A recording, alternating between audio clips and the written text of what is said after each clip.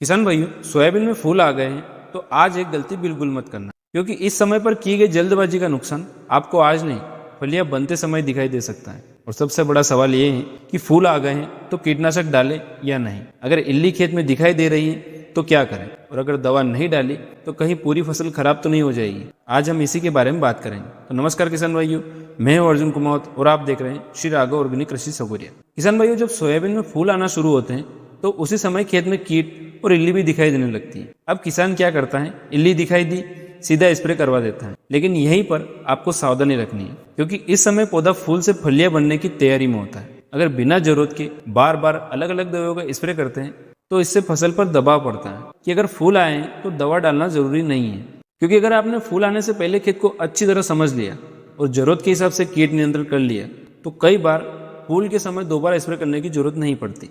अगर आपने पहले स्प्रे में अच्छा कवर दे रखा है और खेत में कीट बहुत कम है तो सिर्फ इसलिए स्प्रे मत करवा देना कि फूल आ गए हैं अब स्प्रे करना ही पड़ेगा। पहले अपने खेत को देखो, फसल को देखो, फिर निर्णय लो। अब मान लो कि आपने खेत में जाकर देखा इल्ली काफी ज्यादा है, पत्तियां खा रही हैं, कीट का असर बढ़ रहा है, तब सिर्फ फूल देखकर स्प्रे मत रोकना। जरूरत ज्यादा है तो नियंत्रण करना ही पड़ेगा। लेकिन यहाँ पर भी बहुत से किसान एक गलती करते हैं कि एक ही टंकी में 3-4 दवाइयां डाल देते हैं, टॉनिक डाल देते हैं, एनपीके सब मिक्स कर देते हैं। ऐसा करने की जरूरत नहीं है।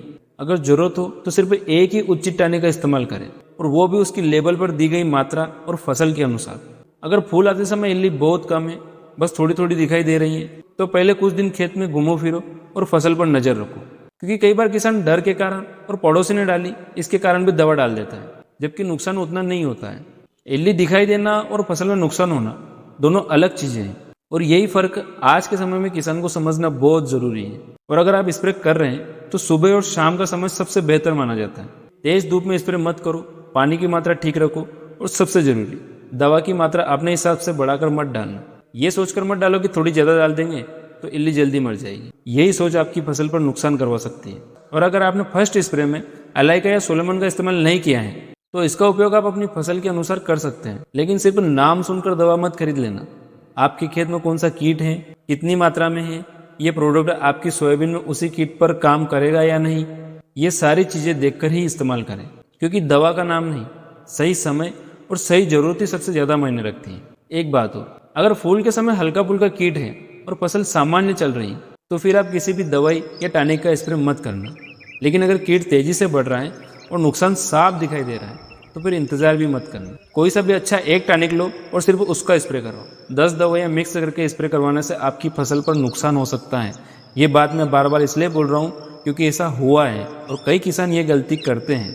तो किसान भाइयों, मैं आज सिर्फ आपको इतना ही कहना चाहता हूँ कि अगर फूल आ गए तो तुरंत स्प्रे करना जरूरी नहीं है, और अगर कीट बहुत ज़्यादा हो गए तो फिर फूल झड़ने के डर से स्प्रे रोकना भी सही नहीं है।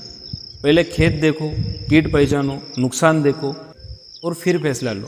अब आप मुझे कमेंट करके बताना कि आपकी सोयाबीन में इस समय फूल आ गए हैं तो सबसे ज़्यादा क्या दिखाई दे रहा है, इल्ली, सफ़ेद मक्खी, फूल झड़ना या कोई समस्या नहीं। कमेंट में आप सिर्फ नंबर लिख देना, मैं आपकी कमेंट पढ़कर आपको हाथों हाथ रिप्लाई दे दूंगा। और अगली वीडियो में मैं आपको बताऊंगा कि सोयाबीन में फूल से फलियां बनते समय कौन सी गलती किसान सबसे ज़्यादा करता है, जिसकी वजह से अच्छी खासी फसल का उत्पादन नीचे चला जाता है। और ये जानेंगे हम अगली वीडियो में। तो चैनल को लाइक करें, सब्सक्राइब करें और किसान साथियों के साथ शेयर जरूर करें। फिर मिलते हैं हम अगले वीडियो में। तब तक के लिए जय जवान, जय किसान।